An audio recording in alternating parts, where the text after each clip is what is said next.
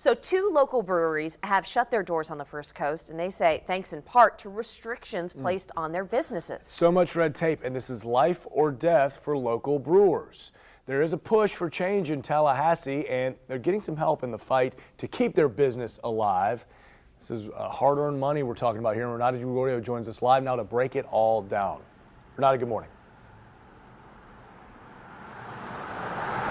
Good morning. Yeah, 2 at least brew pubs in our area here on the First Coast have gone out of business just this year. In Baker County, their first microbrewery did because of rent increases. We're here at Main and 6th, and they're planning to go out of business too. In part, they're citing the pandemic. Well, now the U.S. Treasury Department is actually trying to step in, help these local neighborhood brew pubs just like this, and in turn, help the consumer.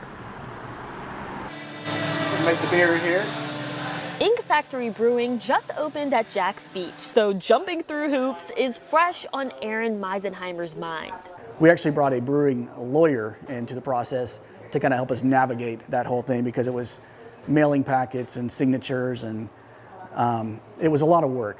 A lawyer expected to help, but how about the U.S. Treasury Department? They released a report Wednesday stating America's 2 largest beer sellers make up 65% of the country's beer revenue.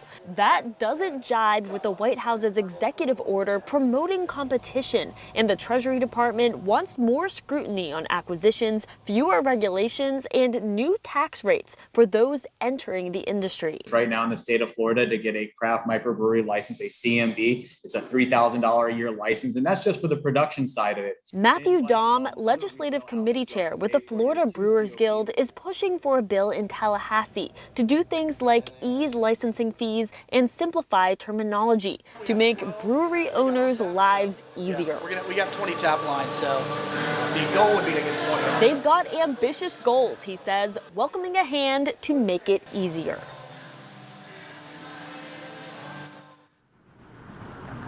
Coming up in the next half hour, we're going to dig a little bit more into this legislation currently in Tallahassee. Live in Springfield, Renata Gregorio, First Coast News, on your side.